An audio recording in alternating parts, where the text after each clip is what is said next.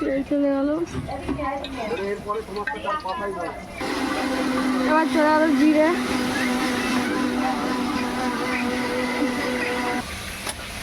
এখন যাচ্ছে পেঁয়াজ,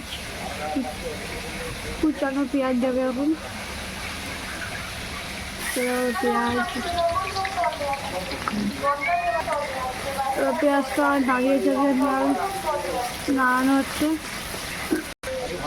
এবার চলে গেল রসুনের পেস্ট। এবার শুকনো লঙ্কার পেস্ট পরিমাণ মতন চলে গেল। এবার আদার পেস্ট, এবার আদার পেস্ট এবার নাড়ানো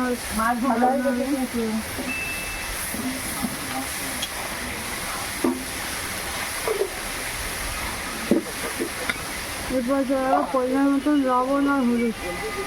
হলুদ চলে গেল পরিমাণ মতন।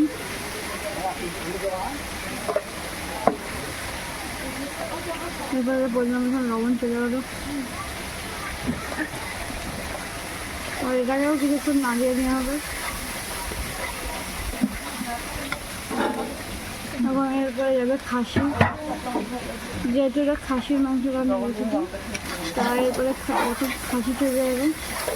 এই মশলাটাকে ভালো মতো কষানো করে আমি খাসি দিয়ে দেবো। খাসি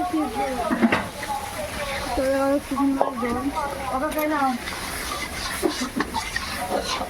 ধোয়ার কারণে পুরো কিছু দেখা যাচ্ছে না। খাসি চলে যাবে।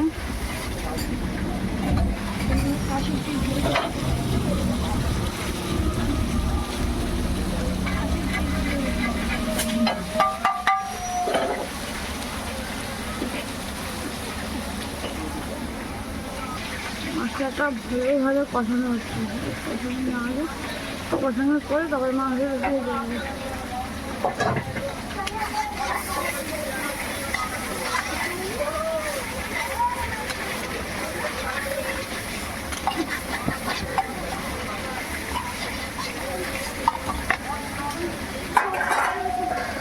দিয়ে যাবে মটন।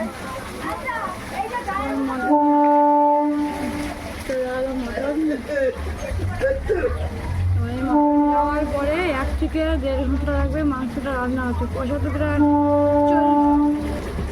কষাতে 40 মিনিট লাগবে, আর রান্না করতে 1.5 ঘন্টা পরে এই মটনটা সম্পূর্ণ তৈরি হবে। তো বন্ধুরা না দেখে ভিডিওটা দেখতে থাকো।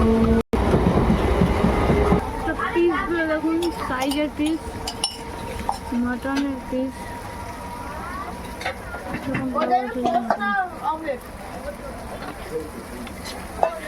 এখন মটনটা কষানো রকম, প্রায় 40 মিনিট মটন কষানো, প্রায় 1.5 ঘন্টা লাগবে কষাতে। কষানো করে তারপর রসুন প্রায় 40 মিনিট কষাবে। আর রান্না জল দেওয়ার পর 40 মিনিট কষাবে, তারপরে রান্না ভিডিওটা দেখতে পাবে। তো এখন কি কষানো হচ্ছে মটনটা,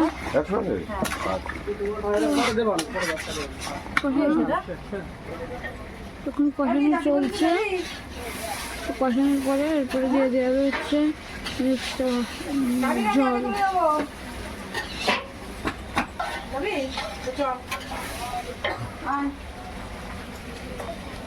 আমরা